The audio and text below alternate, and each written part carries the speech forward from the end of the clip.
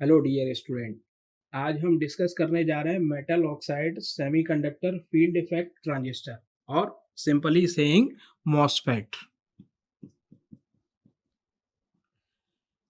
जैसा कि हमने क्लासिफिकेशन में जानते हैं कि एक simple junction field effect transistor and insulated gate field effect transistor. ये insulated gate field effect transistor को मॉसफेट के नाम से जाना जाता है, जिसे हम फुल फॉर्म में कह सकते हैं मेटल ऑक्साइड सेमीकंडक्टर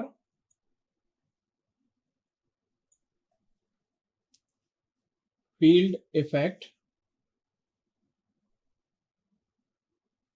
ट्रांजिस्टर। तो देखें यहाँ पे जंक्शन फील्ड इफेक्ट ट्रांजिस्टर हमने देखा था। जंक्शन फील्ड इफेक्ट ट्रांजिस्टर के कंपैरिजन में ये हाई इनपुट इम्पिडेंस प्रोवाइड करता है। इसका साइज, जो कंस्ट्रक्शन साइज है वो बहुत छोटा हो सकता है, तो इसका fabrication in the form of the integrated circuits, ये बहुत कॉम्पैक्ट डिजाइन किया जा सकता है। तो ये एडवांटेज है, बहुत सारे पावर कंजप्शन भी इसमें कम रहता है। तो इस तरह से ये जो फिजिकल एडवांटेज है, इसके अलावा इसके जो प्रॉपर्टीज हैं, वो प्रॉपर्टीज के बेसिस पे metal oxide semiconductor field effect transistor, junction field effect transistor और बाइपोलर जंक्शन ट्रांजिस्टर के कंपैरिजन में काफी बेनिफिशियल रहता है। इसलिए हम इसको इंटीग्रेटेड सर्किट डिजाइन करने में metal oxide semiconductor field effect transistor और मॉसफेट को प्रेफर करते हैं। तो यहाँ हम सिंपल कंस्ट्रक्शन देखेंगे। तो सिंपल कंस्ट्रक्शन में यहाँ पे एक बार मैं क्लासिफिकेशन और कर देता हूं। यहाँ पे metal oxide semiconductor field effect transistor, that means MOSFET, को दो तरह से क्लासिफाई कर सकते हैं ब्रॉडली। डिप्लीशन मॉसफेट,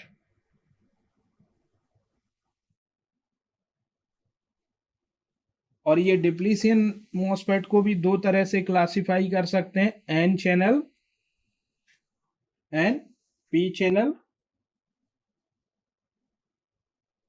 सिमिलरली यहाँ पे दूसरा टाइप है वो इनहेंसमेंट मॉसफेट का है, और इसे भी हम दो तरह से क्लासिफाई कर सकते हैं, N channel and P channel MOSFET. तो ये क्लासिफिकेशन है। इसमें हम देख सकते हैं कि डिप्लीशन मॉसफेट और एनहेंसमेंट मॉसफेट में कोई बहुत ज्यादा डिफरेंस नहीं होता है, बट डिफरेंस ये है, डिप्लीशन मॉसफेट में चैनल हम at the time of construction design करते हैं, जबकि एनहेंसमेंट मॉसफेट में चैनल पहले से नहीं एस्टेब्लिश किया जाता है, चैनल पहले से एग्जिस्ट नहीं करता है।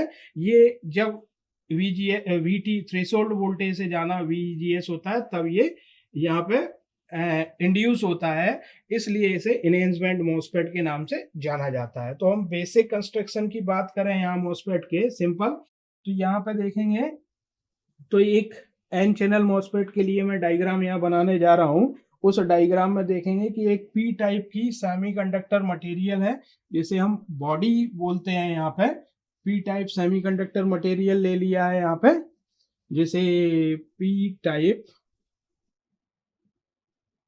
सेमीकंडक्टर, और जिसे हम बॉडी के नाम से भी जाना जाता है, बॉडी। तो यहाँ पे अगर बॉडी को कनेक्ट करना रहता है तो एक मेटलिक कॉन्टैक्ट के थ्रू ये बॉडी टर्मिनल भी निकालते हैं। यहाँ पे एक बॉडी टर्मिनल, जिसे बी के नाम से और बॉडी के नाम से जाना जाता है।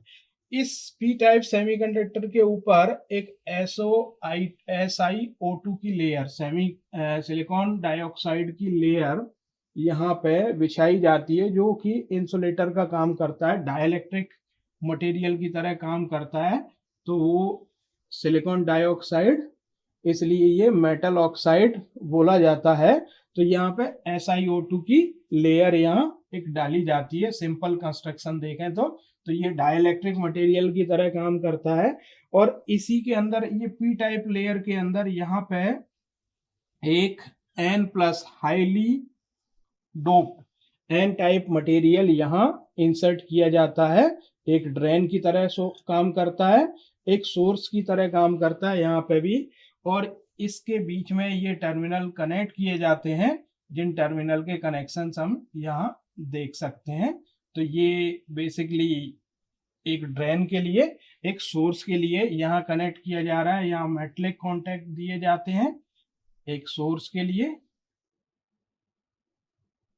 एक सोर्स और एक ड्रेन के लिए यहाँ मेटलिक कॉन्टैक्ट्स दे दिए हैं। तो ये देख सकते हैं आप यहाँ पे कि ये जो कनेक्शंस दिए जा रहे हैं वो कनेक्शंस हम सिंपल एक ड्रेन टर्मिनल, एक सोर्स टर्मिनल हो गया है यहाँ पे। तो हाईली डोप्ड है, थोड़ा सा ज्यादा डोपिंग की जाती है यहाँ पे, और बीच में इसके ये SiO2 लेयर के ऊपर एक मेटलिक कॉन्टैक्ट बनाया जाता है जिसे गेट टर्मिनल को कनेक्ट किया जाता है यहाँ पे। तो देख सकते हैं आप एक गेट टर्मिनल यहाँ कनेक्ट कर दिया है। तो ये इस तरह से कंस्ट्रक्शन होगी एन चैनल के लिए। अभी क्या होगा कि यहाँ एक चैनल फॉर्म होगा, ये इसे बोला जाएगा एन चैनल। सपोज दैट कि लेंथ एल का एन चैनल फॉर्म होगा, तो ये एन चैनल मॉसफेट के नाम से जाना जाता है। तो सिंपल कंस्ट्रक्शन में देखें हम, तो यहाँ पे क्या है कि एक पी टाइप की सबस्ट्रेट है।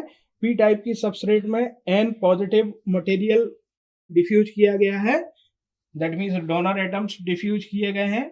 तो यहाँ पे और उस यहाँ पे एक एन पॉजिटिव और यहाँ पे एक डिप्लीशन लेयर भी फॉर्म होगा डेफिनेटली।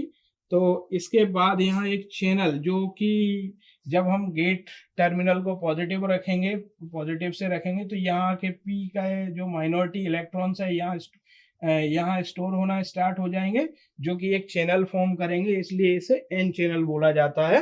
ड्रेन और सोर्स टर्मिनल यहाँ पे ये एन चैनल, दोनों एन चैनल के साथ कनेक्टेड है, दोनों एन पॉजिटिव रीजन के साथ कनेक्टेड है, और मेटलिक कॉन्टैक्ट यहाँ लगाया हुआ है। सिमिलरली गेट टर्मिनल यहाँ पे कनेक्टेड है। तो यहाँ आप देख सकते हैं इस कुछ स्पेसिफिकेशंस हैं जिनकी हम बात कर लेते हैं यहाँ पे।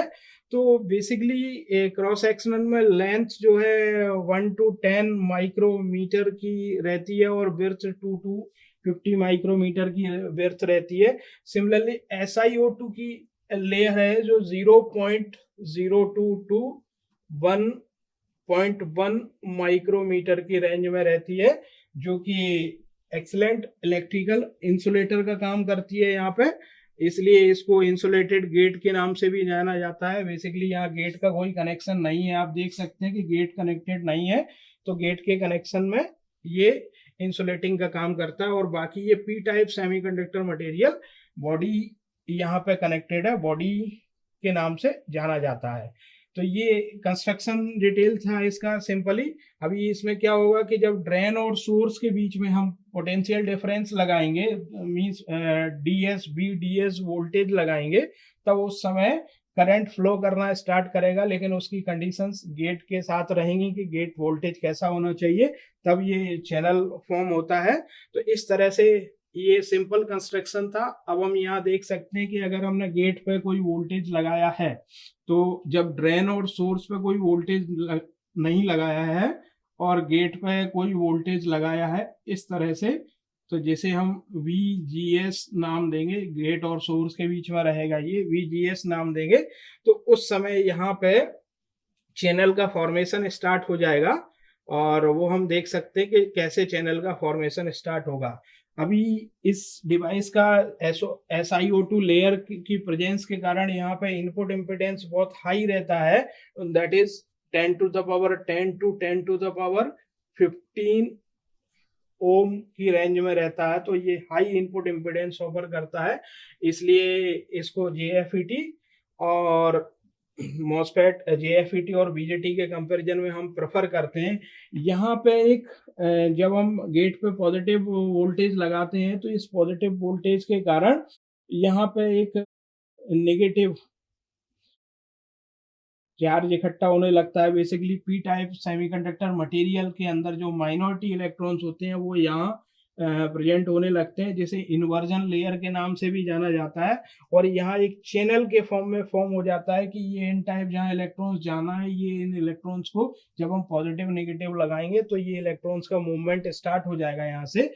जब और एक करंट आईडी करंट के नाम से जाना जाता है, वो आईडी करंट फ्लो होना स्टार्ट हो जाता है। तो ये जो चैनल जो बनता है वो जब यहाँ पे VGS की value VT that means threshold voltage के बराबर हो जाती है, तब एक चैनल कंप्लीट चैनल फॉर्म होता है।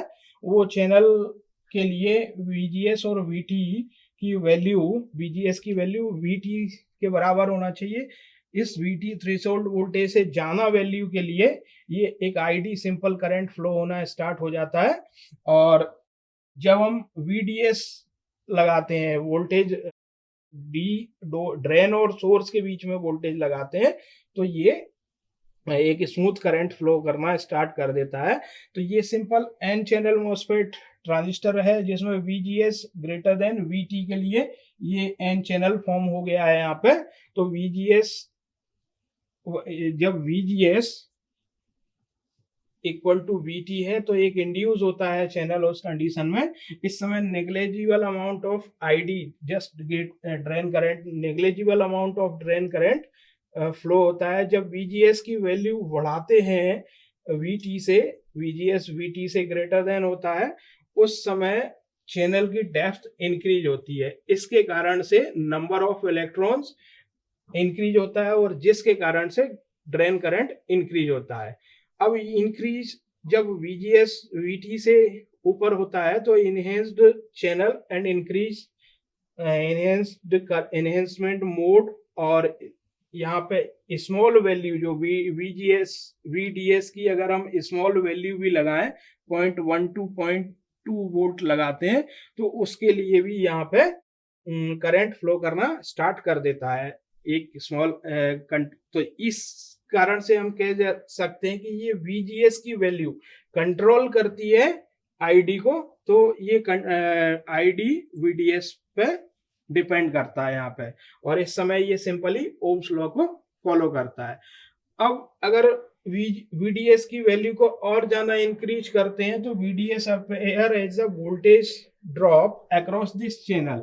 इस चैनल की लेंथ के अक्रॉस वोल्टेज ड्रॉप प्रोड्यूस करता है। देन ऑब्वियसली कि यहाँ पे वोल्टेज ड्रॉप जाना VDS पॉजिटिव नेगेटिव यहाँ पे कम होगा, तो इस कारण से ये जो चैनल बनेगा वो इस तरह से चैनल कुछ टेपर हो जाता है, इस तरह से चैनल बनता है। ये दैट मीन्स ये बहुत लंबे समय तक चैनल यूनिफॉर्म नहीं हो पाता है, यूनिफॉर्म नहीं रह पाता है, और ये चैनल यहाँ पे टेपर हो जाता है। तो जिस कारण से क्या होता है कि यहाँ पे एक समय के बाद जब ये चैनल VDS जो है ना और इंक्रीज करेंगे, VDS की वैल्यू बढ़ाते जाएंगे और इंक्रीज करेंगे, तो जो चैनल की शेप चेंज होती है उस समय। और यहाँ पे हम VD सैचुरेशन डिफाइन करते हैं and that is equal to VGS minus VT define करते हैं, VD saturation VGS minus VT। तो absolutely every value of VGS greater than equals to VT, there is a corresponding value of VD saturation। तो इसके respect में हम यहाँ characteristics भी देख सकते हैं। तो नेक्स्ट हम करेक्टरिस्टिक देखेंगे। तो ये जो सारी वर्किंग थी, इसकी वर्किंग के बेसिस पे हम इसकी करेक्टरिस्टिक डिफाइन करेंगे। Thank you.